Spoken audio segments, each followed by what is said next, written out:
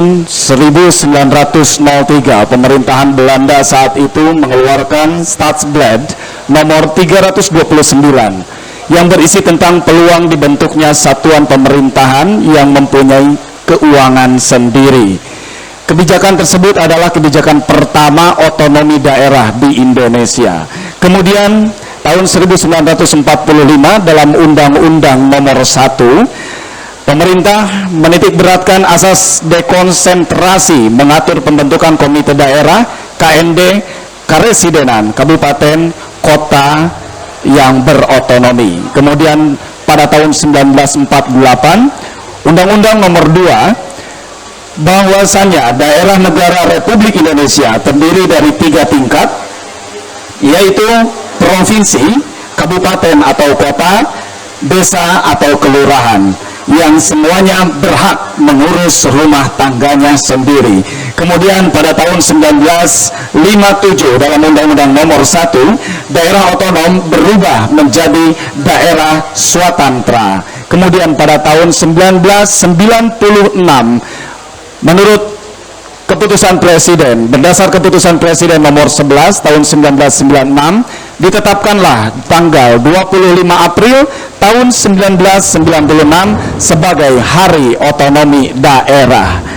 Kemudian pada tahun 1999, Undang-Undang nomor 22 menyatakan bahwa daerah diberi wewenang penuh kecuali urusan politik luar negeri, pertahanan, peradilan, moneter, dan lain-lain.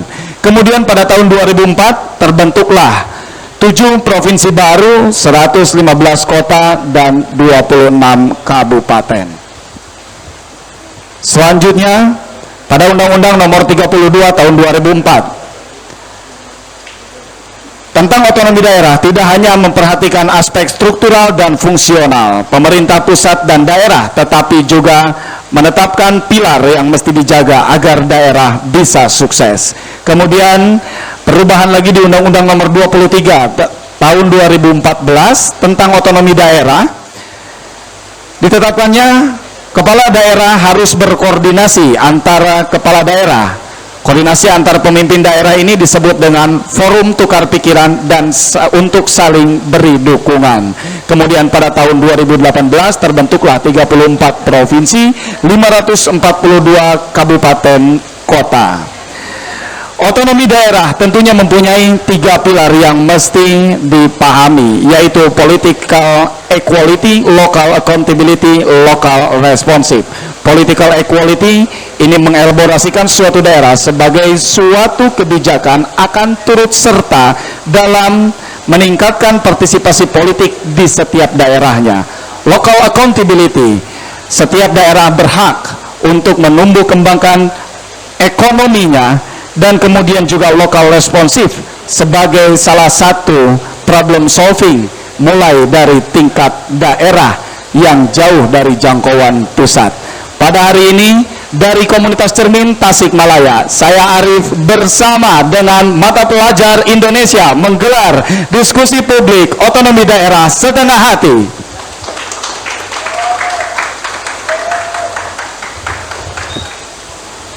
Baik, hadirin dimanapun Anda berada, tentunya saya tidak sendiri, namun saya ditemani oleh beberapa narasumber yang tentunya juga memiliki kapasitas dalam melaksanakan otonomi daerah. Yang sudah tidak asing lagi di sini sudah hadir bersama kita Bapak Ipan Diksan. Kami persilakan Pak Haji Ipan untuk menempati tempat duduk yang telah disediakan. Beliau adalah seorang birokrat di Kota Tasikmalaya. Selamat datang Bapak, sehat ya? Alhamdulillah. Kemudian selanjutnya telah hadir pula bersama dengan kami di sini Bapak Dr. Andi Ibnu Hadi. Beliau adalah seorang akademisi. Silakan Pak untuk duduk, boleh di kiri, boleh di kanan. Baik. Ditemani juga pada sore hari ini hadir pula seorang akademisi yang cakap terhadap dan sangat kritis tentang otonomi daerah, yakni Bapak Dr. Erlan Suwarlan. Kami persilakan Bapak. Boleh? Mau di kanan, di kiri boleh Pak? Siap. Kemudian tentunya setiap kali otonomi daerah atau kebijakan ini harus ada yang mengawasinya. Tentu di sini telah hadir pula sebagai pengamat kebijakan, konsultan publik, Bapak Dr. Asep Cahyanto. Kami persilakan Bapak. Bapak boleh di sebelah sini. Dan tentunya sudah tidak asing lagi di mata kita, di publik kita, ya. Siapa lagi kalau bukan Bang Acong Asmansyah Timutia. Silakan Bang Acong. Ya. Kalau Rocky Gerung motonya no Rocky no party. Kalau ini daripada bengong kita dengar Acong ya. Oke.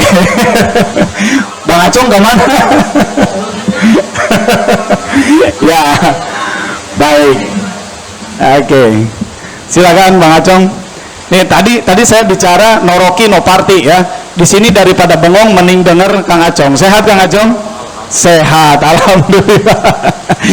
Ya, Kang Acong pula hadir sebagai wakil dari masyarakat. Beliau adalah budayawan yang bersama-sama dengan kita semua akan berdiskusi dan juga mengkritisi tentang otonomi daerah yang berlaku di Tasikmalaya khususnya. Namun sayang, perwakilan birokrat dari Kabupaten Tasikmalaya tidak hadir ya. Seharusnya ada Bapak Iwan Saputra ya. Namun beliau berhalangan. Tapi tidak apa-apa, tidak menghalangi hajat kita pada sore hari ini. Kita bersilaturahmi gagasan, bersilaturahmi ide untuk Tasikmalaya lebih baik. Tepuk tangan.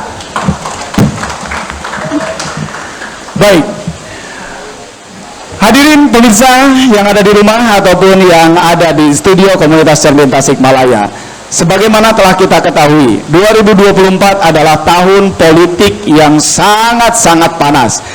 Telah kita lalui bersama pemilu tahap 1 pada bulan Februari yang lalu dan semuanya telah usai, baik itu untuk Pilpres ataupun untuk pemilihan anggota legislatif. Namun 2024 masih belum usai. 2024 kita masih akan menyaksikan kontestasi berikutnya, yaitu pilkada yang akan dilaksanakan pada bulan November nanti, baik di tingkatan daerah ataupun di tingkatan provinsi. Pilkada akan kita sambut di tahun yang penuh dengan intrik, tahun yang penuh dengan suasana panas ya, di perebutan kursi atau bahkan suasana yang penuh dengan kompetisi ya untuk mencapai elektabilitas yang tinggi. Nah, otonomi daerah sendiri berperan sebagai pemrakarsa atau untuk mengeskalasi dunia perpolitikan di daerah. Lalu bagaimana setiap daerah melaksanakan politiknya untuk mendukung politik di negara kita dengan tanpa intervensi dari manapun, karena otonomi daerah ini adalah keleluasaan bagi setiap daerah untuk mengelola setiap daerahnya masing-masing. Tentunya kita akan dengarkan yang pertama adalah kita berikan kesempatan kepada Bapak Haji Ivan Diksan sebagai Sekda Kota Tasikmalaya yang akan berbicara tentang bagaimana implementasi otonomi daerah yang dilakukan di Kota Tasikmalaya. Silakan Pak Ivan. Baik, terima kasih moderator. Assalamualaikum warahmatullahi wabarakatuh. Yang saya hormati rekan-rekan para narasumber, para panelis, juga yang kami hormati Kang Teten Sudirman selaku penulis buku yang menjadikan inspirasi diselenggarakannya diskusi pada sore hari ini. Dan rekan-rekan sekalian yang hadir pada kesempatan ini, baik yang mengikuti secara langsung maupun yang mengikuti kegiatan ini secara daring. Alhamdulillah, pertama kami ucapkan terima kasih kami diundang dan diberi kesempatan untuk bisa ikut urun rembuk terkait dengan topik pembicaraan pada sore hari ini. Jadi terima kasih kepada panitia penyelenggara. Karena apa? Karena memang topik ini menurut kami topik yang sangat relevan. Kenapa relevan? Karena ini terkait dengan timeline proses perpolitikan di Indonesia. Artinya sekarang ini kan kita sudah menyelesaikan pemilihan presiden dan pemilihan legislatif yang insya Allah akan dilantik pada waktunya, gitu kan. Nah, kemudian kita akan memasuki pemilihan kepala daerah se-Indonesia secara serentak, baik gubernur maupun bupati wali kota. Sehingga artinya apa? Artinya ini satu topik yang sangat pas. Kenapa? Karena nanti kita akan melihat ini secara serentak semua, nanti daerah-daerah akan memiliki durasi waktu yang sama kan begitu. Kalau kemarin kan tidak, ada yang berakhir di bulan ini, ada yang berakhir tahun ini, sekarang semua sama. Nah memang ini kepentingan juga, kelihatannya bahwa ada satu kebijakan dari pusat terkait dengan bagaimana mengoptimalkan seluruh keanekaragaman daerah ini untuk bisa berbaris bersama begitu, berkolaborasi untuk mewujudkan bersama-sama mewujudkan tujuan nasional kan begitu. Tujuan nasional. Sehingga apa konsekuensinya saat ini semua daerah itu harus bersama-sama dalam proses penyusunan rencana pembangunan yang sama. Jadi pusat penyusunan rencana pembangunan jangka panjang, daerah juga sama menyusun rencana pembangunan jangka panjang dengan waktu yang sama begitu. Jadi 2025, 2045 semua serentak semua. Artinya apa? Artinya kalau kemarin itu improvisasi masing-masing begitu, saya dengan teman-teman para panelis ini juga sudah sering, karena beliau-beliau ini juga narasumber dalam setiap perencanaan-perencanaan di Kota Tasikmalaya. Nah kelihatannya sekarang ini semua disinkronkan begitu. Disinkronkan. Jadi ini ada pusat, arah kebijakan pusat begitu, dan ini atau arah kebijakan nasional begitu ya. Arah kebijakan nasional yang dikemasnya oleh pemerintah pusat, dan ini harus sinkron semua sampai ke bawah begitu. Nah sehingga proses perencanaan itu dilakukan bersama-sama sekarang. Nah, dan juga diasistensi begitu. Jadi daerah kota tidak bisa nyelonong begitu saja menyusun perda RPJP-nya, rencana pembangunan jangka panjangnya, lewat dulu ke provinsi, dan provinsi sebagai kepanjangan tangan dari pusat. Nah ini barangkali situasi saat ini, dan ini sehingga saya mengapresiasi bahwa ini menjadi topik yang relevan dibahas pada saat ini begitu, pada saat ini, karena memang kita menghadapi itu. Artinya kan pasca pilkada selesai, pasca rencana pembangunan jangka panjang daerah selesai, karena nanti setelah rencana pembangunan jangka panjang ini selesai, maka pada saat kepala daerah sudah terpilih, maka rencana pembangunan jangka menengahnya akan disusun masing-masing dengan durasi yang sama begitu. Nah ini kan satu topik yang relevan begitu. Kenapa? Karena nanti kita akan melihat dengan kebijakan saat ini bahwa perencanaan itu sekarang di-guide langsung atau asistensi langsung dari tingkat pusat provinsi ke daerah begitu, sehingga dia harus seirama semua, perencanaan daerah. Nah bagaimana bagaimana konsekuensinya terhadap otonomi daerah kan begitu. Nah ini menjadi satu hal yang menarik menurut saya, karena ini sangat relevan, jadi sangat aktual sekali diskusi kita kali ini. Nah pengalaman kami barangkali rekan-rekan sekalian bahwa jadi memang ada dua mata sisi yang harus diseimbangkan gitu. Jadi satu sisi betul bahwa tujuan nasional harus dicapai, bahwa misalnya kebijakan nasional terkait dengan penanganan inflasi. Nah ini kan penanganan inflasi misalnya dia juga harus sama di semua daerah begitu kan.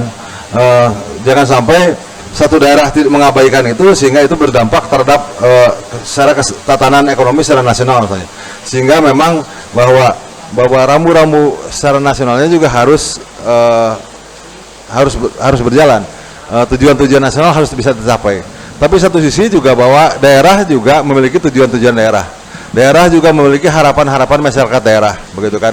Nah ini juga dengan kekhasannya masing-masing, dengan keunikannya masing-masing, dengan kearifan lokalnya masing-masing. Nah bagaimana mensinkronkan itu begitu. Nah kelihatannya pengalaman kami begitu bahwa harus diberi jadi sekarang ini dilepas tapi buntutnya masih dipegang kan begitu ya. Dipegangnya juga mending buntutnya hongkol paling ujung, tapi kan udah tengah-tengah gitu kan. Jadi otak kanan tepat lincah begitu kan. Jadi kalau mau rada mundur lah gitu ya, buntut benar yang dipegang gitu kan. Jangan setengah badan gitu yang dipegangnya.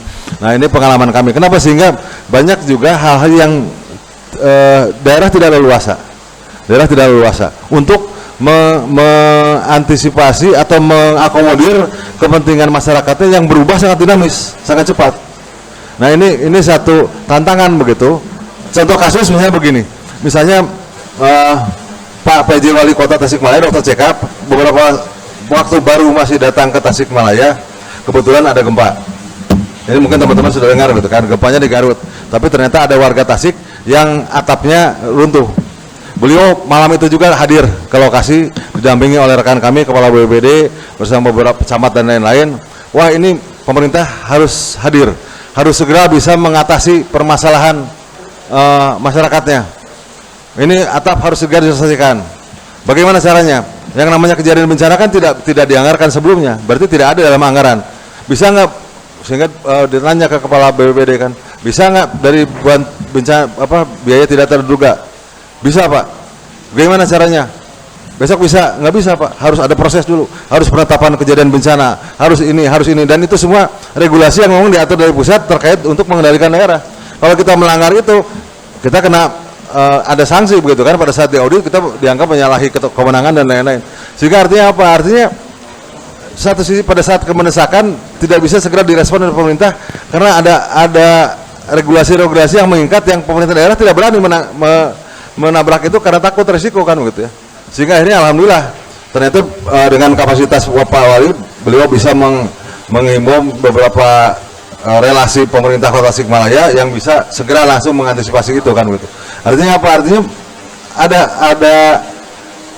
apa ya, masih jadi belum melincah begitu pemerintah daerah. Nah memang kalau menurut apa yang kami peroleh gitu pada saat ada diskusi dengan pemerintah pusat, memang pada saat otonomi daerah itu sudah mulai digulirkan, memang ada terjadi euforia juga di beberapa daerah. Betul bahwa muncul raja-raja kecil, kita dengar itu ya, raja-raja kecil yang terus berdampak juga terhadap apa ya, jadi dalam tanda kutip abuse of power gitu. Jadi seolah dia kepala daerah, dia bisa berbuat seenaknya dan banyak yang berujung kepada permasalahan hukum akhirnya kan itu. Sehingga itu perlu diatur, perlu dikendalikan oleh pemerintah pusat. Nah, tinggal saya sepakat dengan itu, tapi juga bagaimana mengaturnya gitu sehingga dinamisnya masyarakat yang sangat cepat ini bisa diantisipasi oleh pemerintah daerah. Nah, itu barangkali tentangnya seperti itu. Jadi kami sepakat bahwa daerah tetap harus dikendalikan, daerah harus diberikan rambu-rambu, daerah harus diberikan realnya begitu, tapi dia tetap harus diberikan fleksibilitas bagaimana mengatasi permasalahan masyarakat yang sangat dinamis saat ini begitu. Jadi mungkin itu pengantar dari saya Pak Moderator, mudah-mudahan direspon oleh rekan-rekan yang lain karena tentunya para panelis ini mengamati betul bagaimana sih sebenarnya jalannya pemerintahan dari sisi kepentingan warga masyarakat. Mudah-mudahan ini juga bisa menjadi bahan masukan bagi kami sebagai bahan introspeksi untuk bagaimana melakukan perbaikan dalam penyelenggaraan pemerintahan di Kota Tasikmalaya. Barangkali itu mau datang. Terima kasih. Assalamualaikum warahmatullahi wabarakatuh. Waalaikumsalam warahmatullahi wabarakatuh. Terima kasih Pak Haji Pandiksan yang telah memberi pengantar tentang bagaimana implementasi otonomi daerah di Kota Tasikmalaya. Meskipun tadi ternyata terungkap sendiri dari Pak Ivan bahwasanya otonomi daerah di Tasikmalaya ini benar-benar dilaksanakannya setengah hati karena masih ada yang menarik ulur ya, apakah buntutnya tadi ya atau apanya gitu yang ditarik ulur. Bahkan dalam situasi yang urgent pun ternyata pemerintah Tasikmalaya cukup kesulitan untuk menangani hal yang urgent loh. Itu masyarakat harus segera ditangani tapi masih berbelit dengan birokrasi yang harus sampai ke pusat. Nah, ini tentu akan ditanggapi. Yang pertama kami berikan kesempatan kepada Bapak Andi Ibnu Hadi. Kami persilakan Pak. Bagaimana Bapak menanggapi implementasi dari otonomi daerah di Kota Tasikmalaya ini khususnya Pak? Silakan Pak. Assalamualaikum warahmatullahi wabarakatuh.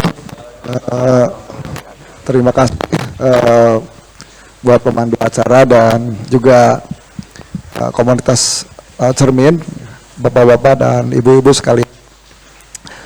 Untuk mempersingkat waktu mungkin ya, karena ini kurang lebih sekitar 1 jam lebih lah ya, kita mau berbuka puasa begitu ya.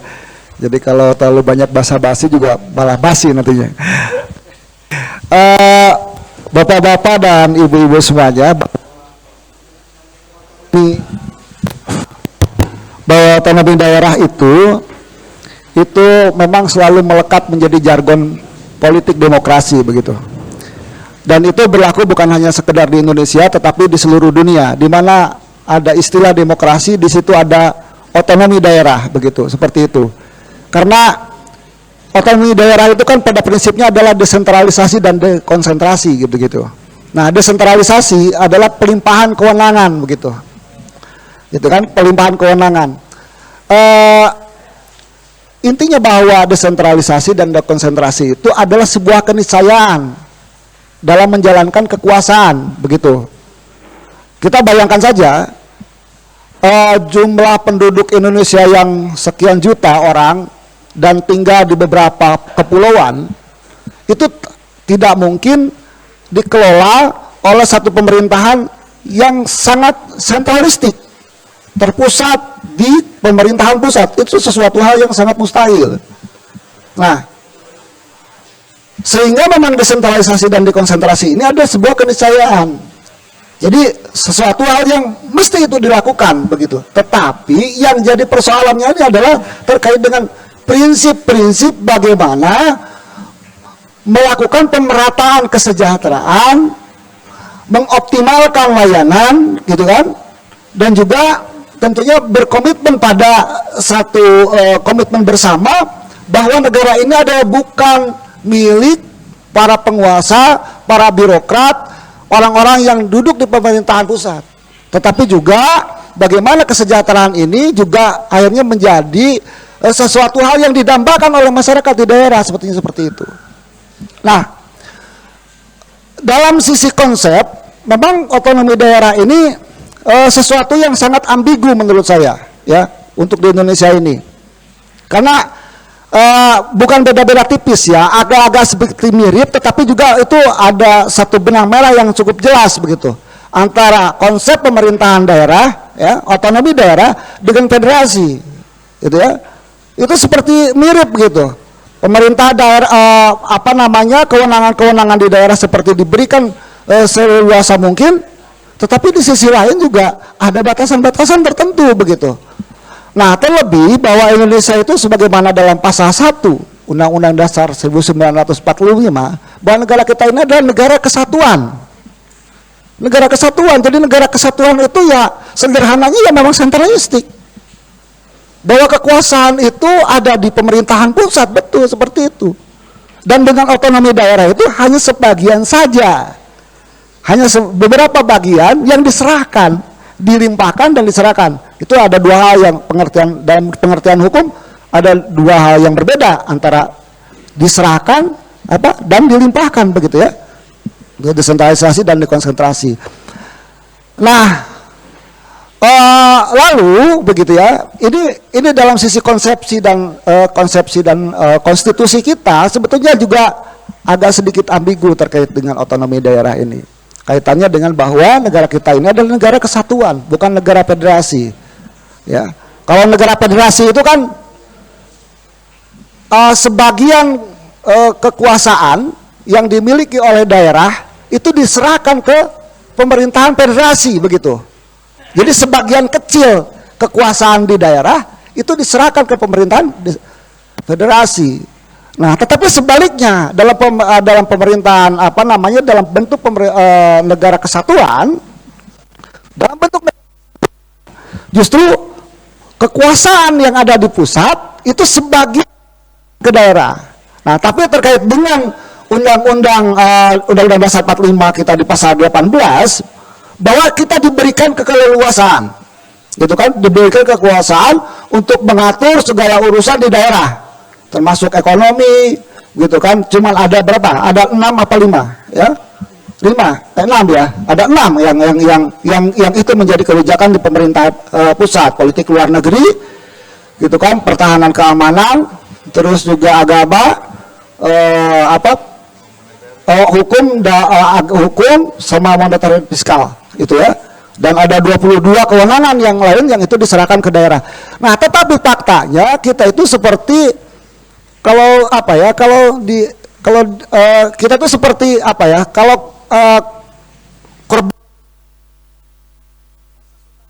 temboknya dilepaskan tapi buntutnya dicancang, ya kan?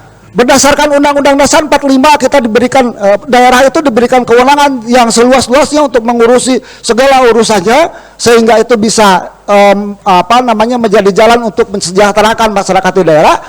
Tetapi faktanya faktanya ada beberapa undang-undang yang seharusnya itu kan selaras dengan itu, dengan Undang-Undang Dasar 45 itu membatasi ruang gerak pemerintah daerah. Seperti contohnya saja mungkin ya, tadi seperti yang disampaikan oleh Pak Sekda, itu salah satu contoh gitu. Terus yang kedua juga terkait dengan penyusunan perda contohnya. Perda itu harus dapat beberapa salah satu tahapan untuk diundangkan satu perda ya, itu harus mendapatkan persetujuan dari pemerintah provinsi yang dalam hal ini ada sebagai asas dekonsentrasi begitu, asas pembantuan bahwa provinsi ada sebagai wakil dari pemerintah pusat. Nah, lalu bagaimana gitu ya? Bagaimana keleluasaan kita untuk mengurus urusan daerah kalau seandainya memang perda juga itu dibatasi begitu. Nah, tapi mau tidak mau juga kita juga harus memperhatikan Undang-Undang Nomor 12 tahun 2011 ya tentang susunan perundang-undangan begitu ya. Nah, menurut saya dalam hal yang ini dalam terkait dengan demokratisasi di daerah, ya, terkait dengan demokratisasi di daerah, menurut saya bahwa hari ini otonomi daerah mengalami degradasi begitu, mengalami kemunduran, mengalami kemerosotan dalam hal partisipasi politik warga, gitu kan, sehingga kita bisa menyaksikan di beberapa daerah hari ini sepertinya pemerintah daerah itu, baik itu pemerintah kabupaten, pemerintah kota, bahkan mungkin pemerintah provinsi, seperti tidak ada kontrol yang melekat begitu terhadap belajunya sistem pemerintahan di daerah. Itu. Karena apa? Karena memang sistem pemerintahan daerah ini tidak memberikan ruang yang cukup untuk melakukan kontrol secara formil terhadap pelaksanaan pemerintahan eksekutif di daerah. Gitu. Kalau dulu mungkin pemerintah tapi ini memang perlu dielaborasi lagi begitu, perlu dikaji lagi begitu. Apakah lebih cocok yang dulu atau sekarang begitu. Kalau dulu itu kan pemerintah DPRD itu memiliki kewenangan yang lebih begitu ya, dibandingkan dengan ya LPJ dulu kan, LPJ juga DPRD kabupaten kota itu bisa melakukan LPJ. Ya, jadi ada fungsi. Kalau dulu itu kan fungsi DPRD itu budgeting, controlling gitu. Ya legislatif ya begitu kan, ada 3. Nah, sekarang ada beberapa fungsi-fungsi itu yang hilang gitu ya. Sepertinya controlling juga tidak akan begitu melekat begitu ya, begitu berdampak terhadap kebijakan-kebijakan pemerintah begitu. Jadi hari ini juga bisa jadi mungkin kan seorang bupati, seorang wali kota begitu kan, gitu. Mereka lebih takut oleh pemerintah provinsi daripada oleh anggota DPRD kabupaten atau kota begitu. Karena ya tidak berdampak, ya nggak jadi masalah. Yang penting saya disetujui sama provinsi, selesai kan begitu, gitu ya. Nah ini juga harus menjadi kajian kita, bagaimana sih sebetulnya ini apakah kondisi seperti ini akan lebih baik bagi lajunya pemerintahan di daerah atau semakin buruk. Kalau semakin buruk mungkin kita bisa saja gitu kan rame-rame kita melakukan judicial review begitu kan, atau uji material gitu kan ke MK untuk mengkritisi salah satu undang-undang begitu yang terkait dengan pelaksanaan otonomi daerah itu. Itu mungkin ya. Oke, panjang ya. Nggak apa-apa Pandi. Terima kasih. Menarik sekali bahwasanya tadi di akhir pembicaraannya ada statement bahwa eksekutif itu ternyata lebih takut kepada eksekutif lagi. Ya, berarti kemana dong lembaga kontrol kita? Ya, di mana para legislator kita? Ya. Saya akan pertanyakan terlebih dahulu kembali lagi ke Pak Sekda karena beliau ada di jajaran eksekutif. Apakah betul Pak situasinya seperti itu Pak? Jadi yang tadi disampaikan Pak Dr. Andi, jadi betul. Jadi kalau dulu itu kan laporan pertanggungjawaban kepala daerah itu bisa diterima, bisa ditolak oleh DPRD. Sekarang ini kan hanya rekomendasi. Iya. Jadi mau diterima mau enggak pokoknya disampaikan saja. Tapi bahwa pemerintah itu bertanggung jawabnya terkait dengan harus diaudit oleh BPK oleh itu, dan bahwa itu dia, laporan itu harus disampaikan ke masyarakat tuh. Tapi sehingga memang kalau kita bicara bahwa DPRD adalah representasi masyarakat, ya memang kewenangan itu jadi sekarang jadi nggak terlalu ini gitu ya.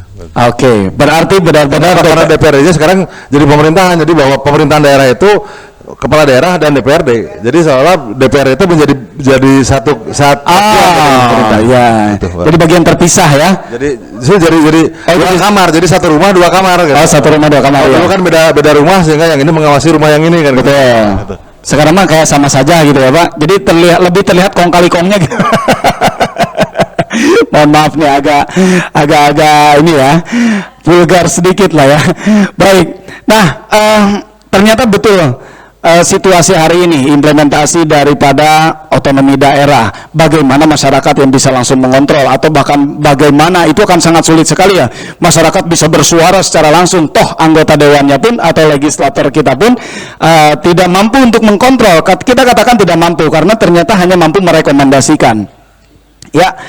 Tentunya hal ini juga tiada lain menjadi satu polemik di Tasikmalaya khususnya ya, terutama dalam mengawal jalannya demokrasi, termasuk juga fenomena yang unik menjelang 2024 atau pemilu 2024 tahap 1 kemarin.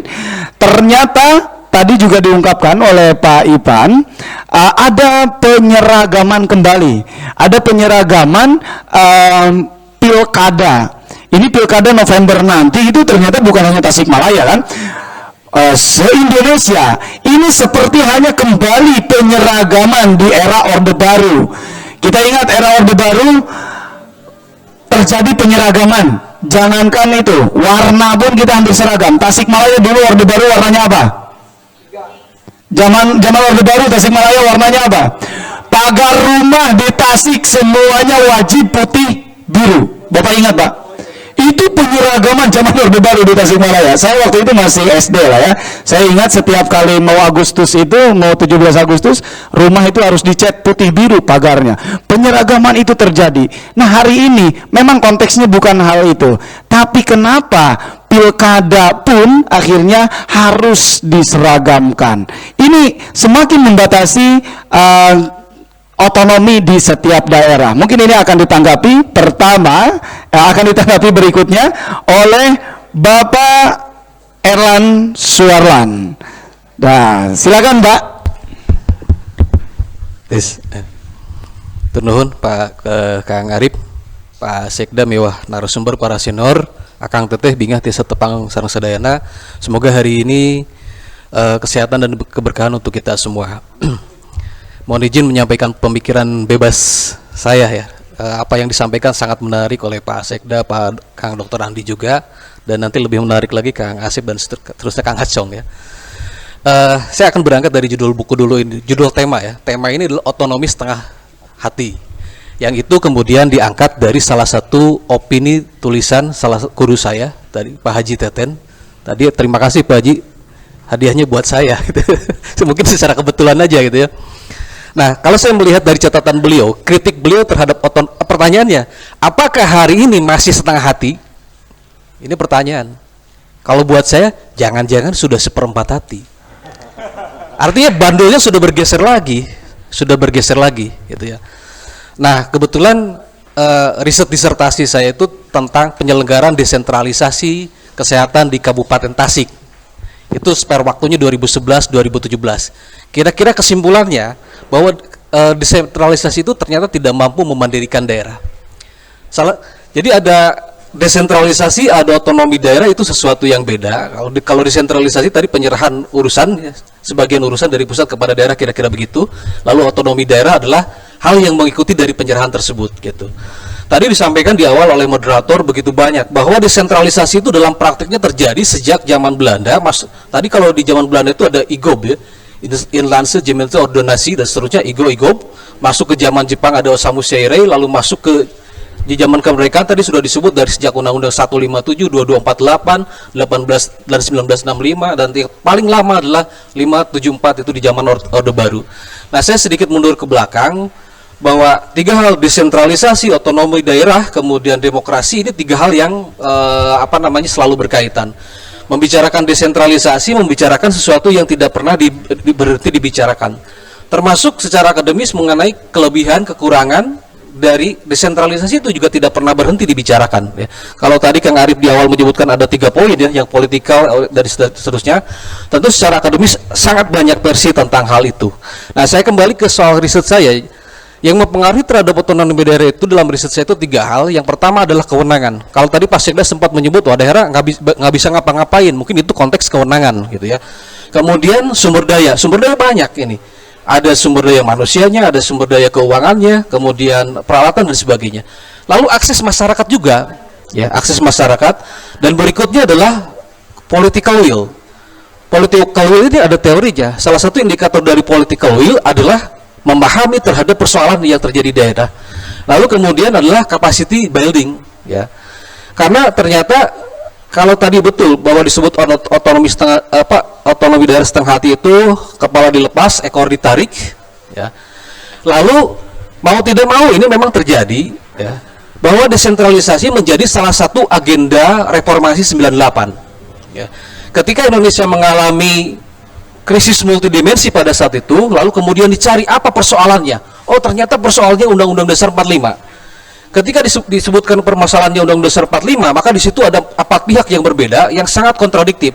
Satu pihak mengatakan rubah total Undang-Undang Dasar 45. Satu pihak lagi menyatakan jangan dirubah. Kemudian pihak yang ketiga adalah rubah sebagian. Lalu yang keempat adalah masukkan kembali aspirasi Islam. Itu 4 kutub yang berbeda. Dari 4 kutub yang berbeda itu kemudian melahirkan kesepakatan dasar. Salah satunya adalah menghapus dui fungsi ABRI, lalu mengamandemen Undang Dasar 45 termasuk desentralisasi. Nah, pada desentralisasi inilah tadi ini sesuatu yang sangat complicated, banyak variabel, ya. Termasuk bagaimana desentralisasi konteks itu kemudian diletakkan di kota Kabupaten Tasik. Ada catatan penting yang mudah-mudahan ini ke depan jadi selesai. Bagi saya ini belum selesai. Misalnya soal aset. Meskipun ada yang membantah, oh enggak, aset sudah selesai, sudah diserahkan oleh kabupaten kepada kota lalu kemudian dihibahkan lagi. Apakah begitu Pak Sekda? Bagi saya ini penyelesaian yang semu. Karena pada umumnya aset itu ketika rame-rame konflik itu sekitar 10 tahun. Nah, maksud saya begini, soal aset kabupaten kota, apakah itu salah kota? Bukan. Apakah itu salah kabupaten? Enggak juga.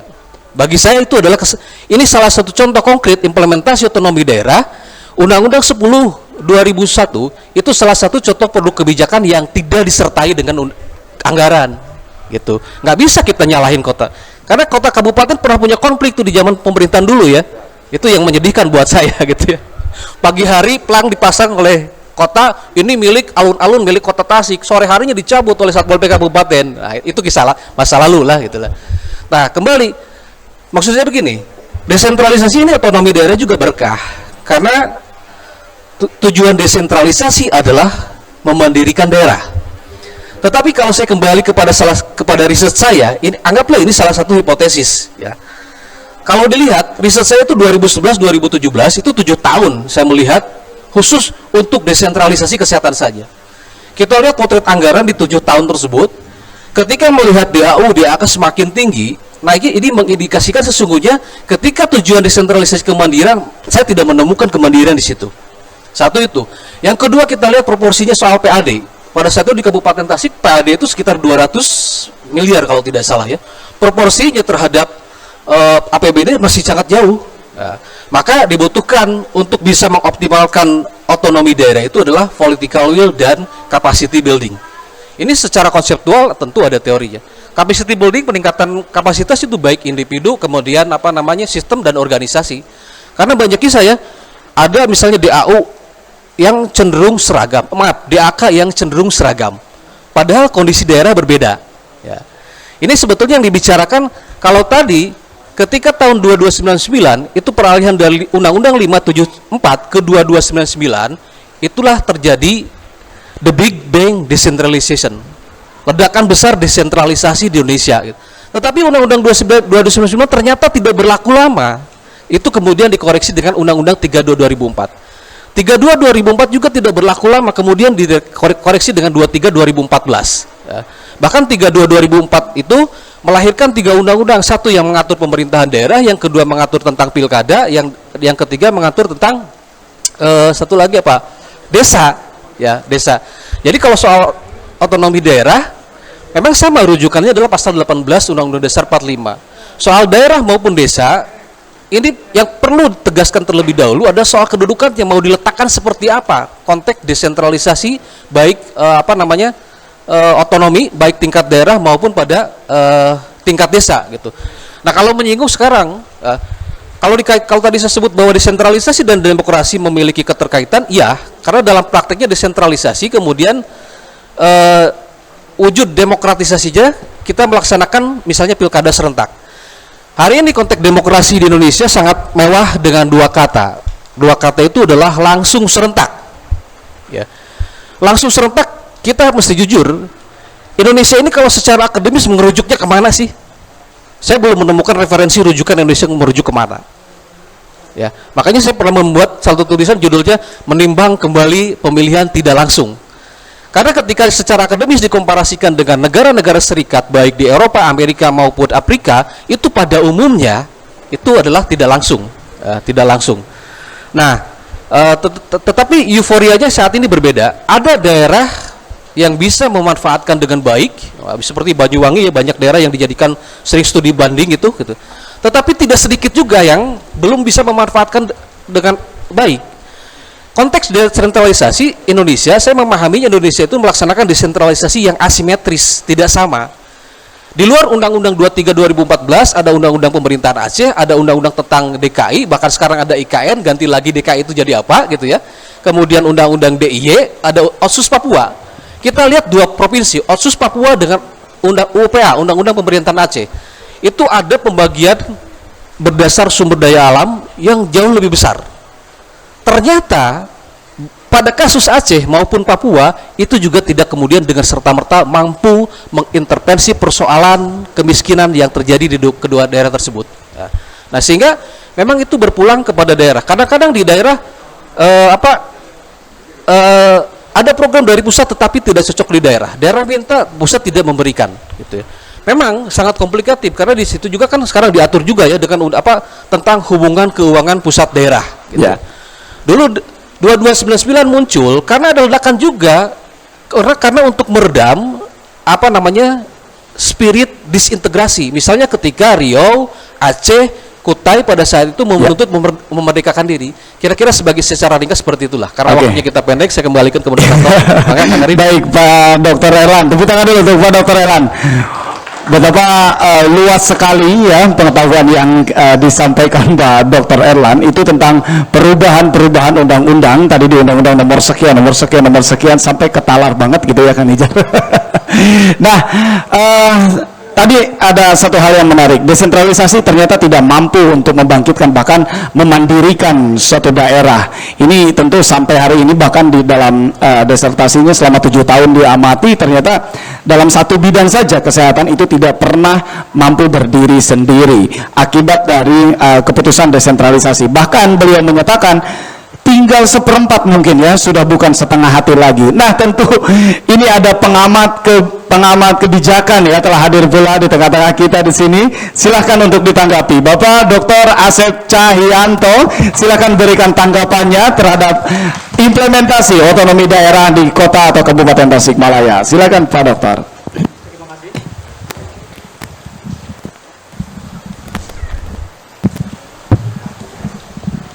Tes. Assalamualaikum warahmatullahi wabarakatuh. Terima kasih Kang Arif yang telah memberikan kesempatan kepada saya. Saya tidak akan memberi salam Mbak Bibu karena saya ikut aja kepada Kang Andi dan Erlan karena waktunya sudah mepet ke azan maghrib untuk berbuka. Kepada Kang Teten yang telah memberikan wawasan kepada kita terkait dengan otonomi setengah hati, di mana beliau di dalam bukunya itu menulis terkait dengan setengah hati dalam perpolitikan. Di sini saya akan mencoba memberikan sharing kepada calon wali kota terpilih Bapak Ivan ini.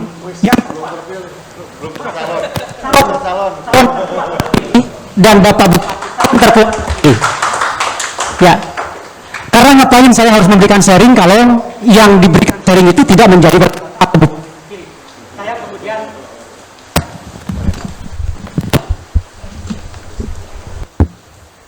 Sayang dari calon bupati terpilihnya tidak hadir. Mengapa ini penting? Karena untuk tidak terjadi kebijakan otonomi setengah hati itu bukan kebijakan daerah, tapi adalah kebijakan pusat. Jangan sampai kemudian wali kota terpilih dan bupati terpilih tidak bisa mengantisipasinya, manakala kebijakan otonomi daerah di tingkat pusat ke daerah itu hanya setengah hati, bahkan Pak Erlan mengklaim seperempat hati. Bahkan bisa saja terjadi desentralisasi kembali, seperti halnya yang terjadi pada zaman Orde Baru. Kekuasaan saat itu sentralistik, adanya di tangan pemerintah pusat. Otonomi daerah adalah memberikan wewenang kepada daerah untuk mengatur dan mengurus rumah tangga pemerintahannya sendiri. Ini dimulai pada saat tahun 1999, di mana rezim Orde Baru ditumbangkan oleh rezim reformasi. Nah, pemerintah daerah, baik kabupaten, baik kota, itu harusnya maju mundurnya tergantung daripada wali kota terpilih dan bupati terpilih. Mengapa demikian? Karena dengan otonomi daerah terjadi desentralisasi kekuasaan, tidak lagi sentralistik di tangan pemerintah pusat. Jadi dengan demikian urusan-urusan itu ya hanya urusan absolut ya yang masih dipegang oleh pemerintah pusat. Apa itu urusan absolut itu? Tadi udah di komen oleh Pak Andi. Urusan absolut itu adalah urusan politik luar negeri, urusan pertahanan, urusan keamanan, justisi, moneter dan fiskal, dan agama. Hanya 6 urusan yang merupakan urusan absolut yang dikuasai, yang dikangkangi oleh pemerintah pusat. Selebihnya urusan pilihan, urusan wajib diserahkan kepada pemerintah daerah. Dengan demikian, kalau itu kemudian setelah Pak Ipan nanti terpilih melempem, siapa yang disalahkan? Pak Ipan, karena beliau memiliki kekuasaan yang sangat besar. Kecuali kalau tadi ada kebijakan otonomi setengah hati atau kemudian otonomi seperempat hati, kata Pak Erlan tadi. Nah, kira-kira memang ada otonomi setengah hati seperti apa? Ya, saya gambarkan ya bahwa sebenarnya terkait dengan otonomi ini tidak hanya otonomi daerah saja, tapi juga menyangkut otonomi desa, karena di dalam yang mengaturnya adalah Undang-Undang Nomor 23 tentang 2014. Termasuk di situ di dalamnya bukan hanya otonomi pemerintah daerah, tapi juga otonomi desa.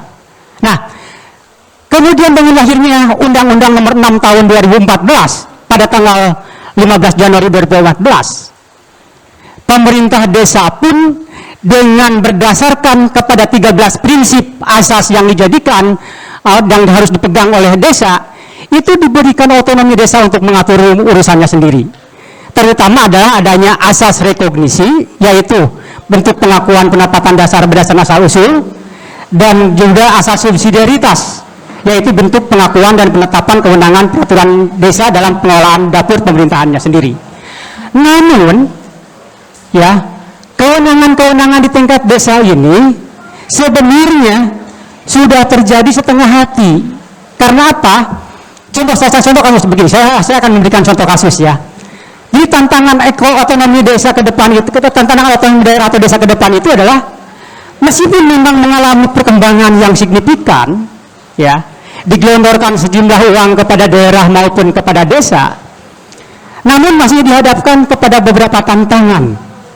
Salah satu tantangannya adalah bagaimana sebetulnya koordinasi pemerintah pusat dengan pemerintah daerah tidak terjadi kemudian direm kembali, dicabut kembali apa yang telah didesentralisasikan. Sebagai contoh begini, sebenarnya sudah diatur di dalam PP nomor 14 tahun 2014 tentang merupakan perubahan daripada PP nomor 43 tahun 2014 tentang desa, yang menindaklanjuti pada Undang-Undang Nomor 6 Tahun 2014 tentang desa itu, di mana di dalam pembuatan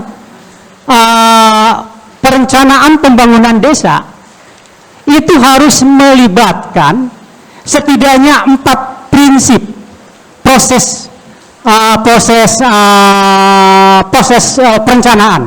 Ada prinsip yang disebut dengan prinsip politis, ada yang disebut dengan prinsip teknokratis, prinsip partisipatif, dan prinsip top down dan bottom up. Ya, prinsip politis apa? Baik wali kota maupun bupati maupun kepala desa di dalam mencalonkan dirinya menjadi kepala daerah itu, mereka itu telah berbicara panjang lebar terkait dengan visi misi. Makanya visi misi itu adalah kemudian dijadikan untuk menjadi rencana pembangunan ke depan 5 tahunnya untuk desa, dan 6 tahun untuk kota dan kabupaten, dan 6 tahun untuk desa yang sekarang dirubah menjadi 8 tahun. Namun selain prinsip politis itu ada 2 prinsip prosesnya lagi, yaitu prinsip teknokratis. Bagaimanapun pemerintah pusat menyediakan berbagai regulasi untuk melaksanakan bagaimana proses perencanaan itu dilakukan. Dan ketiga adalah proses partisipatif. Di dalam perencanaan musrenbang misalkan, masyarakat diberi keleluasaan penuh untuk memberikan masukan-masukan terkait dengan apa RKPD yang akan dibuat, rencana kerja pembangunan daerah, dan rencana kerja RKPDes, rencana kerja pembangunan desa yang akan dibuat, untuk kemudian nantinya di breakdown menjadi APBDes atau APBD di kabupaten dan kota. Namun apa yang terjadi ya, sekarang ini terkait dengan perencanaan tersebut, saya contohkan ya, terkait dengan di desa. Itu dinamika penggunaan dana desa itu kemudian sudah ada ya peraturan prioritas dana yang dipergunakan untuk apa, untuk apanya. Ini artinya apa? Ini artinya kembali bahwa proses teknokratis menguat. Kalau begitu mana dong partisipatifnya? Kalau poin-poin program pembangunannya itu sendiri sudah ada di dalam PMK misalkan, sudah ada di dalam peraturan Kemendes. Kalau saya di sini saya mengacu kepada Permendes nomor 7 tahun 2023 tentang prioritas pembangunan dana desa, ini yang terbaru.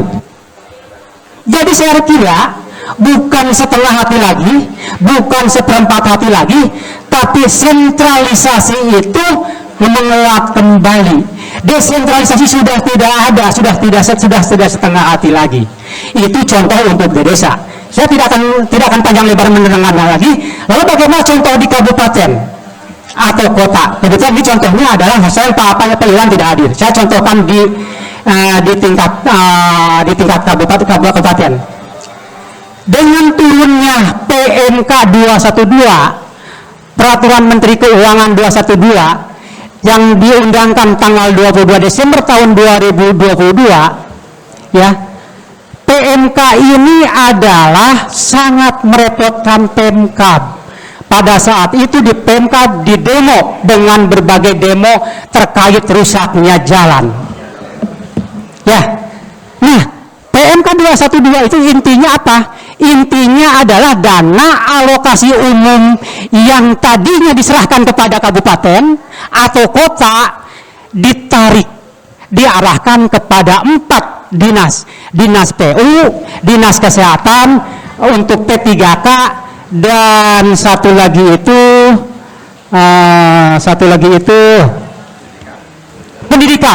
pendidikan.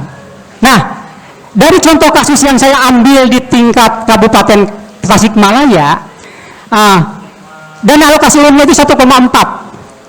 Untuk gaji dan tunjangan pegawainya itu 800 sekian, hampir 900 miliar. Ya, dan 400-nya untuk 4 dinas tadi, PU, Kesehatan, Pendidikan, dan P3K. Yang 1M-nya lagi adalah untuk dinas-dinas yang lainnya. Nah, meskipun itu dialokasikan langsung dana alokasi umum yang diarahkan dari pemerintah pusat berdasarkan PMK 212, namun PU lebih sedikit dari biasanya. Di sini saya ada jumlah nilainya, saya tidak akan sebut karena akan mengikan waktu ya. Nah, dengan demikian apa yang terjadi? Yang terjadi jalan-jalan kemudian menjadi tambah rusak karena memang dana alokasi umum itu diarahkan oleh PMK 212 itu. Jadi intinya apa? Intinya adalah otonomi bukan setengah hati lagi, tapi otonomi sudah seperempat hati. Saya nitip bagaimana nanti kepada wali kota terpilih dan bupati terpilih, bagaimana mengantisipasi kebijakan-kebijakan yang dilakukan oleh pemerintah pusat supaya bisa kita siap-siap menghadapinya. Wabillahi taufiq wal hidayah. Assalamualaikum warahmatullahi wabarakatuh. Waalaikumsalam warahmatullahi wabarakatuh. Luar biasa sekali dengan tegas ya Pak Asep menitipkan kepada nanti siapapun yang terpilih di bulan November ya.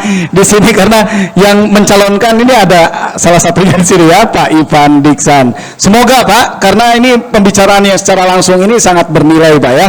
Jadi langsung didengar suara atau aspirasi dari masyarakat, dan tentunya ada hal yang menarik yang dikatakan oleh Pak Asep tadi. Desentralisasi telah mati ya, bahkan menguak kembali sentralisasi ini sudah dirasakan dalam beberapa tahun terakhir ini. Bahkan anggaran yang seharusnya anggaran tersebut, dana anggaran umum itu dikelola oleh kabupaten, kemudian ditarik kembali dan dipecah kembali, semua diatur kembali oleh pusat. Ini bisa kita katakan bahwa desentralisasi ini telah mati. Apakah betul yang dirasakan oleh masyarakat secara langsung seperti itu, atau masyarakat pokoknya mah saya mah apal jalan alus, apal jalan, apal makan cukup? Apakah hanya seperti itu? Kita simak dari seorang budayawan bagaimana suara rakyat di bawah gitu ya, menanggapi hal-hal yang terkait dengan kebijakan-kebijakan yang diterapkan oleh pemerintah. Silakan Kang Asman Sahtimutia. Ya, assalamualaikum warahmatullahi wabarakatuh. Terima kasih semuanya. Dan di sini ada kawan Bapak Andi Ibnu Hadi ya. Saya ngelihat dia yang lebih otonom dari kostumnya. Dia lebih independen dari kostumnya. Dia memiliki karakteristik sendiri ya dari kostumnya, berbeda dengan kami yang 4 orang ini. Lebih seragam.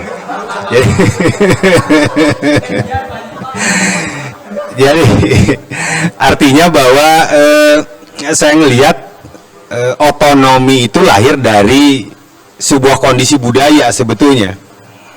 Bagaimana kondisi budaya yang namanya Sunda, Batak, Papua, Kalimantan dan yang lainnya itu dalam ruang lingkup Indonesia, maka menjadi sebuah puncak nasionalisme itu adalah daerah. Artinya tidak ada yang namanya Indonesia kalau tidak ada Jawa, Batak, Kalimantan dan yang lainnya. Sehingga kebalikannya bahwa puncak dari nasionalisme, puncak dari NKRI itu adalah daerah-daerah. Saya mengalih dari kostum Andi Ibnu Hadi ya. Dan kalau tadi disebutkan sama Dr. Erlan bahwa sudah seperempat mati, dari Pak Teten setengah mati, setengah hati, kalau menurut saya justru sekarang ini lebih kepada bisa dibilang mati suri, bisa dibilang sudah sekarat. Artinya mati suri itu secara konsep, secara cita-cita itu cukup besar. Ada keinginan yang cukup besar dari gagasan otonomi daerah ini. Tapi sayang ternyata kalah dengan kepentingan-kepentingan kekuasaan. Jadi mati suri. Bagaimana pasca runtuhnya Muhammad Soeharto 98 itu mau tidak mau Indonesia seperti muntah gitu. Salah satunya adalah tentang persoalan otonomi daerah. Karena 33 tahun Indonesia sangat sentralistik yang tadi Pak Asep bilang, itu ada penyeragaman, bahkan muncul waktu itu Jawanisme zaman Soeharto itu.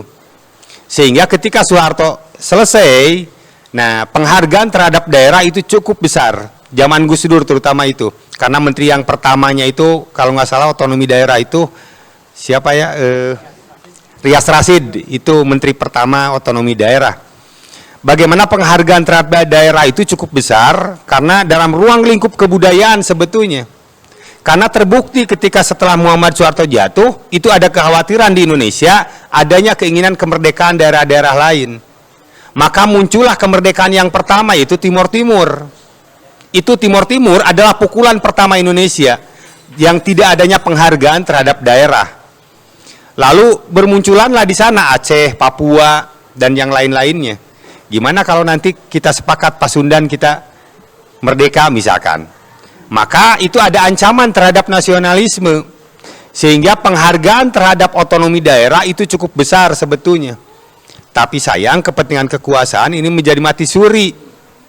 Kepentingan kekuasaan seperti apa? Artinya bahwa yang namanya bupati, wali kota, gubernur sekarang tidak lagi punya kepentingan yang kuat terhadap kekuasaan yang ada di daerah. Misalkan taruh yang mewakili masyarakat adalah DPRD. Ya, mereka lebih takut dengan gubernur, menteri dan presiden daripada oleh DPRD yang ada di daerah. Itu membuktikan bahwa otonomi sudah tidak ada. Sehingga kalaupun DPRD sekarang bisa misalkan bisa menghentikan atau mencabut kekuasaan sebuah daerah wali kota atau bupati, itu kemungkinan akan besar pengaruhnya. Tapi kan sekarang tidak punya, hanya rekomendasi DPRD itu kepada gubernur misalkan, bahkan yang mengangkatnya pun ternyata gubernur untuk tingkat kota dan kabupaten. Sehingga otonomi itu tidak ada sebetulnya. Dalam demokrasi, ya sebetulnya dari rakyat oleh rakyat untuk rakyat. Tapi pada aplikasinya ternyata ini di masyarakat, ini tidak ada. Masyarakat itu sebetulnya tidak memahami apa. Masyarakat tahu tadi inginnya ya makan dengan terpenuhi, jalan baik, dan segala macam bisa terpenuhi. Tapi kan untuk mengacu ke sana itu ada sebuah proses. Ada sebuah aturan, ada regulasi, ada undang-undang. Dan sayangnya dalam otonomi daerah sekarang itu saya pesimis di Indonesia akan otonomi daerah akan baik gitu. Selagi memang ini menjadi Republik Indonesia. Artinya bagaimana Republik Indonesia itu tidak kewenangan yang besar yang namanya daerah-daerah. Berbeda dengan misalkan Amerika. Bagaimana negara-negara bagian itu memiliki kekuasaan yang lebih besar. Sekarang kan kepentingan pusat itu cukup besar terhadap daerah. Kan tidak ingin pusat pun dipandang mata sebelah oleh daerah. Begitu provinsi. Sehingga ada tarik ulur dengan daerah. Orang pusat, orang provinsi ada tarik ulur. Ya, nah itu mau tidak mau di Indonesia, menurut saya memang otonomi daerah itu tidak akan sempurna. Selagi memang kondisi negaranya ya seperti ini, hukum negaranya. Nah sekarang yang terjadi malah lebih mundur ketika periode Jokowi yang kedua ini. Kebudayaan hanya jadi simbol-simbol di upacara kemerdekaan, pakaian daerah-daerah. Tapi kenyataannya bagi saya ini cukup kemunduran yang sangat jauh dengan terjadinya PJ wali kota, PJ bupati, PJ gubernur. Itu hampir 200 daerah yang terjadi penunjukan dari pusat. Ini orang daerah tidak ada apa-apanya, kita tidak dipandang gitu loh orang-orang pusat. Padahal kita punya keinginan siapa yang mengganti wali kota kemarin itu. Misalkan seharusnya yang menjadi wali kota kemarin itu si Acong, bukan CK misalkan. Kenapa si Acong? Karena si Acong saya kenal dekat, tetangga saya. Karena si Acong dekat dengan saya, secara emosional mungkin dia merasakan perasaan saya. Sementara yang dari pusat itu kan tidak tahu apa-apa. Udah itu selesai lah membicarakan itu karena memang sudah tidak menarik lagi untuk diungkap. Ya sudah tidak menarik lagi untuk diungkap. Tapi ini membuktikan bagaimana otonomi daerah semakin mundur pada zaman Jokowi ini. Kekuasaan pusat itu benar-benar tangannya itu mengkongkong kepada daerah. Bagaimana pemerintah desa itu sekarang itu ada di tangannya Jokowi, presiden, pemerintah desa.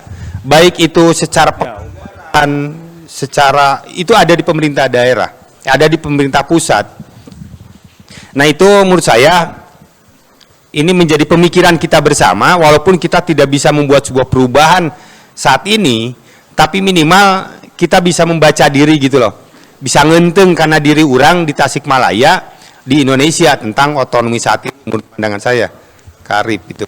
Ya, baik, terima kasih Kang Acong, tepuk tangan untuk seluruh narasumber kita yang sudah bergiliran berbicara ya tadi. Menarik sekali bahwa saja Kang Acong menyatakan bahwa puncak nasionalisme adalah daerah. Tidak mungkin ada Indonesia kalau tidak ada Sunda, tidak ada Jawa, tidak ada Batak, tidak ada Betawi ya. Semua daerah itu memiliki peran yang penting, bahkan menjadi puncak dari nasionalisme tersebut. Itulah pernyataan yang tentunya pada sore hari ini dapat membangkitkan semangat kita. Nah, saya pun masih bersemangat ini untuk menyampaikan pertanyaan ini kepada Bapak Ivan Diksan, yang tentunya beliau adalah sebagai masih menjabat ya Pak ya, masih menjabat sebagai Sekda. Tadi masih dari tadi banyak sekali yang menyinggung tentang kelemahnya otonomi daerah ya, dan tentunya tadi saya teringat lagi yang diucapkan oleh Pak Asep bahwasannya calon pemimpin nanti siapapun yang terpilih, wali kota ataupun bupati Tasikmalaya yang terpilih, jangan sampai lemah. Hei pemimpin daerah, jangan sampai lemah kalau otonominya masih mau bisa diperjuangkan. Bukan begitu ya Pak ya maksudnya ya.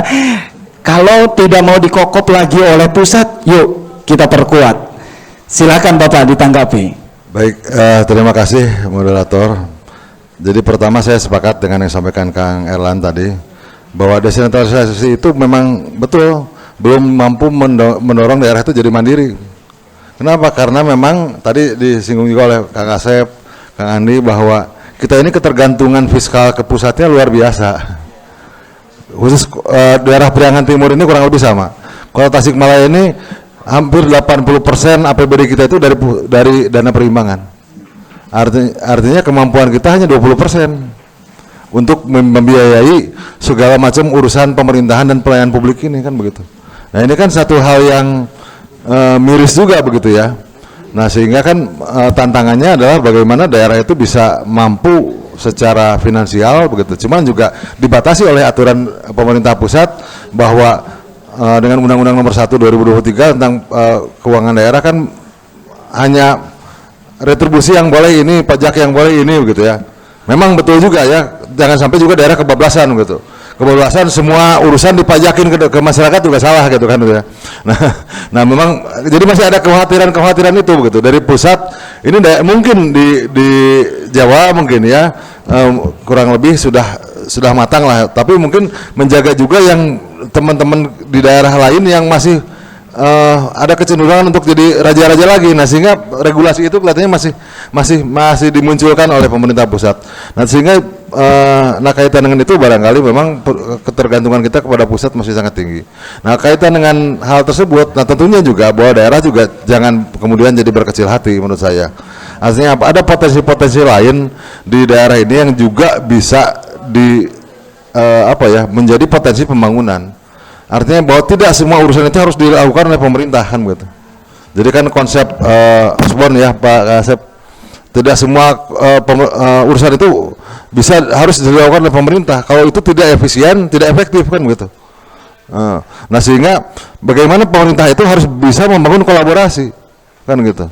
Contoh Tasik misalnya, Tasik ini dengan banyak para perbankan dan lain-lain bisa mengatasi permasalahan kemiskinan tidak harus sepenuhnya berdasarkan anggaran APBD Kota Tasikmalaya kan begitu. Tapi bagaimana membangun kolaborasi itu? Bagaimana kita keyakinan untuk kemudian Tasikmalaya bisa mandiri ya Pak ya. Meskipun harus berdarah-darah karena anggaran hanya 20% ya Pak. Oh, kemampuan daerahnya hanya 20% gitu. Kemampuan daerahnya 20%, sedangkan 80% masih dari pusat. Nah itu bagaimana Pak ketika nanti misalkan 5 tahun ke depan Tasikmalaya semoga bisa 50-50 lah minimal ya Pak ya. Jadi kelihatan hidup mandirinya seperti kota-kota lain yang memang sudah ada di beberapa kota yang mampu berdiri secara mandiri. Desentralisasinya itu terjadi, tapi memang tidak merata di seluruh Indonesia. Nah silakan, saya akan beri kesempatan bagi para audiens untuk bersama-sama bicara di kesempatan sore hari ini. Namun saya perlu mengingatkan bahwa waktu menuju adzan maghrib itu hanya tinggal 10 menit lagi. Ya, oke, saya batasi hanya untuk 2 orang. Saiful Milah, Saiful Milah silahkan. Dari tadi sudah nggak kuat, ngacung-ngacung terus. Bismillahirrahmanirrahim. Assalamualaikum. Assalamualaikum warahmatullahi wabarakatuh. Izin Pak Sekda dan para akademisi. Ada yang menarik, tapi barusan saya agak sedikit chaos ini loh ya. Pas mendengarkan apa yang disampaikan oleh orang-orang yang mudah-mudahan nanti akan membawa hal-hal nilai baik ke depannya. Tapi ada yang menarik yang akan saya elaborasi dari apa yang disampaikan oleh Kang Ibnu Hadi itu. Ini berkaitan tentang kenapa selalu saja otonomi daerah ini itu berbicara tentang yang 3 asas itu. Padahal lahirnya otonomi daerah barusan itu ada kata-kata bahwa otonomi daerah itu bertujuan lahirnya kesejahteraan dan keadilan tuh. Kang Andi itu nyepil itu tuh barusan. Namun yang terjadi saat ini yang dalam pembahasan ini berkaitan dengan desentralisasi sama sentralisasi itu. Jadi lamun monarki mampu mewujudkan, bagi saya mewujudkan kesejahteraan dan keadilan bagi rakyat, kenapa tidak gitu? Kenapa kita harus seolah-olah bahwa demokrasi ini itu adalah lahrai bapih gitu, jadi kudu abadi we gitu, holida pihak abada gitu. Itu. Dan yang terjadi saat ini itu, kenapa ketika kita berbicara tentang OTDA ini itu kita geser ke ruang-ruang yang sifatnya itu kesejahteraan dan keadilan, seperti apa yang disampaikan oleh Kang Ibnu Hadi, bukan berbicara tentang desentralisasi ataupun sentralisasi. Oh, karena itu adalah proses nih perjuangan bagaimana caranya. Nah, ini ada mafudot yang menarik ya. Ketika ada anak dan kerikil, maka apa yang perlu dilakukan? Melatih si anak supaya waspada dan hati-hati, atau membuang kerikil di alam dunia ya gitu. Jadi kalau kondisinya kita seperti ini gitu ya, lantas yang dilakukan oleh pemerintah daerah apa? Misalkan jangan sampai ketika saya bermasalah terkait lingkungan, nambang tuh, oh punten Kang izinnya di provinsi dilempar, ya teh kumaha, dai di lemur saya. Yang ya itu terus berkaitan dengan pendidikan nih. Saya boga masalah di SMA, pas datang lain urusan abi cuk daerah teh. Da wartos ka dewan kan siapa dipilih ku saya cuk. Itu misalkan tetiasa Kang. Terus saya kudu KUPPD gitu provinsi teh aya di luhur. Ngabring ka luhur ka provinsi saya kudu aya ongkos kapanannya. Terus itu ruang-ruang semacam ini yang merusak. Bahkan di ruang-ruang PAD, BPS tuh mengerikan Bang. Fakir miskin antara BPS sama DIP itu beda. Nah, bagaimana caranya menyelaraskan ini gitu. Jadi maaf ya punten abi tidak dalam rangka desentralisasi sama sentralisasi itu, tapi lebih kepada kesejahteraan dan keadilan rakyat ketika kondisi negara kita seperti itu. Assalamualaikum warahmatullahi wabarakatuh. Barokah kan ya. Nuhun. Waalaikumsalam warahmatullahi wabarakatuh. Waduh, benar ya. Nampaknya desentralisasi dan sentralisasi itu tadi teknis pelaksanaan OTDA tersebut. Tapi memang sejatinya bertujuan pada kesejahteraan dan keadilan rakyat. Ini akan ditanggapi dulu atau ditampung dulu? Ditampung ya? Iya. Cukup satu lagi saja Pak. Gimana? Yang mana nih Kang Nijar, yang mana nih? Oke. Satu lagi ya, cepat ya. Oke, nanti langsung ditanggapi oleh satu orang di sini, narasumber. Silakan.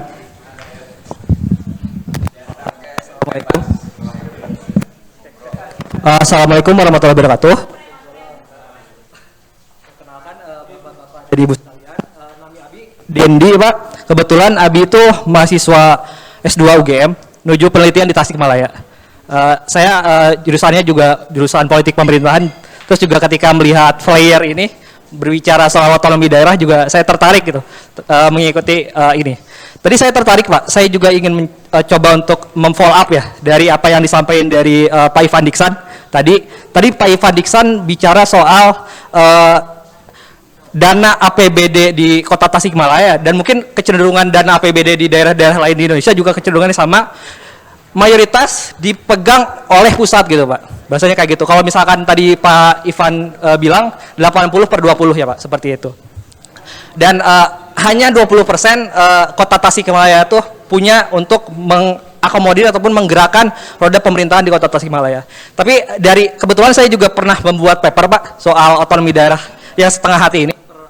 Ada gejolak gitu antara pemerintah pusat sama daerah. Saya mendapati bahwa anggaran APBD itu 100% kalau kita bicara 100% mayoritas juga digunakan untuk dana operasional atau dana birokrasi.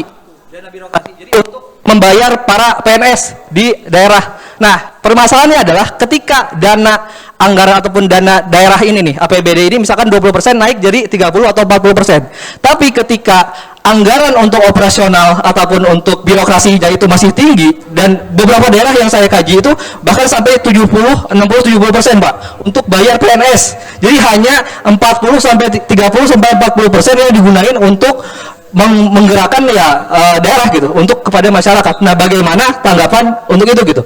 Soalnya ketika dinaikkan, ya kalau misalkan untuk dana operasional sama aja gitu. Untuk rakyatnya juga masih kurang. Mungkin demikian dari saya. Terima kasih. Wassalamualaikum warahmatullahi wabarakatuh. Waalaikumsalam warahmatullahi wabarakatuh. Cukup ya dua. Yang kedua tadi penanya atau penanggap dari Dendi, mahasiswa S2 UGM. Ini yang pertama tadi Asep Milan. Siapa yang akan menanggapi? Pak Asep atau Pak? Oh ya, Bapak yang otonom sekali dari bajunya. Ya, silakan Pak. Pak Andi, mangga. Ya, jadi itu ya, ada kalau tadi desentralisasi, dekonsentrasi itu kan sebetulnya adalah asas ya, asas dari otonomi daerah begitu. Nah, terus nanti ada bentuknya dan sebagainya gitu kan. Nah, kalau tadi itu kesejahteraan dan keadilan itu adalah tujuan begitu ya. Nah, itu gitu ya. Itu menarik ya, saya sepakat dengan itu bahwa demokrasi itu sebetulnya gini, demokrasi itu bukan bentuk negara ya. Bentuk negara itu ada republik, ada monarki gitu. Nah, ini harus diluruskan juga. Jadi demokrasi itu iklim politik begitu ya. Kalau Mahfud MD itu kan bilang bahwa negara yang konfigurasi politik itu akan berpengaruh pada konfigurasi hukum gitu, kira-kira begitu ya. Kalau masyarakatnya demokratis, pemerintahnya demokratis, maka hukumnya akan responsif. Kalau seandainya tidak demokratis, berarti hukumnya adalah menindas. Artinya bahwa demokrasi itu adalah iklim gitu ya, iklim politik gitu, budaya politik begitu sebetulnya. Itu kan bukan satu bentuk pemerintahan. Jadi bentuk pemerintahnya itu ya nonsen lah ya, mau republik, mau monarki, mau federasi, mau kesatuan dan sebagainya.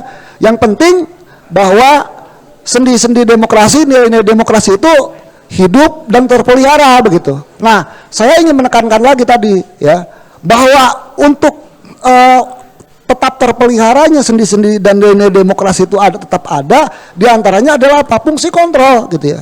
Ini fungsi kontrol, baik dalam sistem formal pemerintahan maupun dalam sistem budaya politik begitu. Itu ya. Jadi dalam sistem budaya politik berarti di situ harus ada partisipasi warga gitu kan. Terus dalam sistem pemerintahan yang lebih formal, artinya kita juga harus harus betul-betul peduli dengan keadaan yang tidak menguntungkan bagi masyarakat. Contohnya kalau memang ada perundang-undangan yang itu jelas merugikan masyarakat, mengancam iklim demokrasi, maka lakukan satu upaya hukum gitu ya. Kalau seandainya saya dengar-dengar itu kan dari Bang Acong itu ya, itu kan komunitas cermin dan penggiat-penggiat lingkungan merasa jengah dengan keadaan kota Tasikmalaya yang selalu kotor dengan sampah ya. Nah, jangan ragu gitu ya. Saya kebetulan juga saya adalah sebagai ketua DPC Pradi Tasikmalaya begitu kan. Lakukan upaya hukum gitu kan, lakukan gugatan citizen legal suit begitu kan terhadap pemerintah Kota Tasikmalaya dan sebagainya seperti itu. Oke, terima kasih Kang Andi. Satu poin pentingnya adalah lakukan controlling ya. Controlling itu harus tetap dilakukan dalam hal executing atau dalam melaksanakan roda pemerintahan di kota ataupun Kabupaten Tasikmalaya. Oke, untuk penanggap kedua kemudian akan ditanggapi secara langsung singkat saja Bapak oleh Bapak Ipan Diksan. Silakan. Terima kasih Kang Randy, betul bahwa kita masih beban belanja pegawai, tapi alhamdulillah Kota Tasikmalaya sudah di bawah 50% sekarang. Nah, masalahnya adalah karena sehingga memang harus diatur standar-standar itu. Nah, memang sekarang sudah, untuk kaitan dengan itu memang pusat sedang turun tangan gitu. Bagaimana menjadikan birokrasi itu di daerah lebih efektif, lebih efisien, lebih transparan, kemudian juga perampingan birokrasi kan begitu. Ini kan birokrasi kita ini gemuk ya. Karena gemuk banyak orangnya sehingga akhirnya membutuhkan juga biaya yang banyak. Nah, bagaimana kita mengurangi itu tanpa juga harus mengurangi kapasitas kita, kemauan kita untuk memberikan pelayanan kepada masyarakat. Nah, pendekatan sekarang birokrasi adalah birokrasi digital, sehingga berkurangnya sumber daya manusia tidak bisa efektif dengan menggunakan teknologi informasi. Nah, ini yang sedang era transformasinya sekarang ke sana. Jadi mudah-mudahan ini bisa berhasil. Begitu kita juga sekarang Kota Tasikmalaya juga kita sudah menyepakati kita akan merampingkan birokrasi kita. Insya Allah ini akan dilaksanakan 2025. Nah, kemudian juga tidak seperti dulu ya, tambah sulam. Jadi kalau pensiun 10 masuk lagi 10, sekarang kan nggak begitu. Jadi semakin berkurang jumlah PNS, semakin berkurang. Nah, insya Allah barangkali nanti ke depan pasti belanja pegawai ini akan semakin bisa ditekan begitu. Baik, terima kasih Pak Ivan Diksan. Tepuk tangan dulu.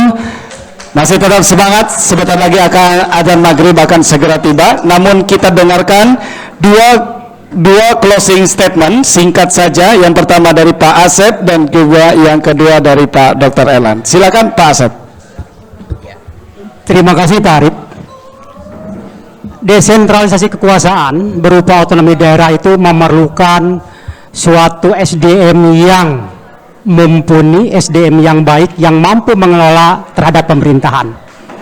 Apa artinya sentralisasi itu ditarik kemudian desentralisasi ada dengan berbentuk otonomi daerah kalau SDM-nya sendiri tidak bisa melaksanakannya? Sebagai contoh tadi, mengapa kemudian perlu adanya semacam Permendes nomor 7 tahun 2023 terkait dengan prioritas pembangunan dana desa?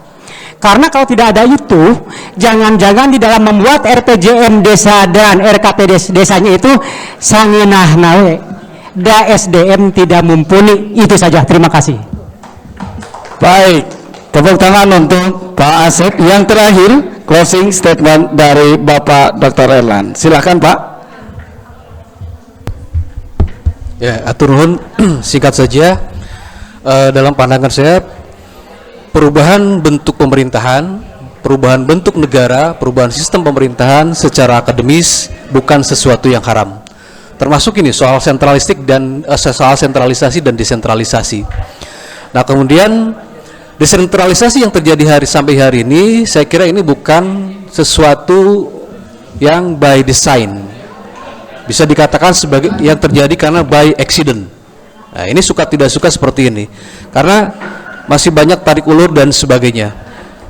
Meski demikian, bahwa desentralisasi atau otonomi daerah pun ini mesti dimanfaatkan oleh daerah untuk mengelaborasi dua hal, yaitu potensi dan masalah.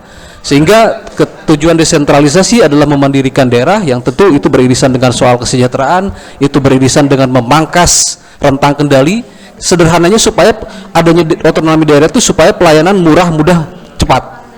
Kira-kira begitu. Terima kasih. Baik, terima kasih. Nampaknya adzan maghrib sudah berkumandang. Saya akan akhiri saja untuk diskusi terbuka pada hari ini. Otonomi daerah setengah hati, desentralisasi tidak menjadikan daerah untuk menjadi mandiri, sentralisasi kini menguak kembali. Rakyat harus jeli, jangan sampai dibodoh-bodohi. Terima kasih dari studio Komunitas Cermin Tasikmalaya, menyampaikan salam untuk Anda semuanya. Assalamualaikum warahmatullahi wabarakatuh. Alhamdulillah, serangkaian acara sore hari ini telah selesai. Dari mulai sesi 1 tadi ada peluncuran buku yang berjudul Otonomi Daerah Setengah Hati, dan juga dilanjut dengan sesi yang kedua, diskusi publik. Untuk itu, mari kita ucapkan hamdalah bersama-sama karena acara sudah berjalan dengan lancar. Sampai bertemu kembali di acara diskusi selanjutnya. Tetap semangat meskipun kita dalam keadaan puasa, dan terima kasih untuk segenap pendukung acara. Terima kasih untuk Komunitas Cermin Tasikmalaya, untuk mata pelajar, untuk kabar priangan, untuk media warga, dan untuk kabar priangan online, dan untuk Kadar Tasikmalaya. Luar biasa, terima kasih. Untuk itu kami selaku segenap panitia dan juga saya selaku MC mengucapkan terima kasih, mohon maaf atas segala kekurangan. Wassalamualaikum warahmatullahi wabarakatuh. Sampai jumpa.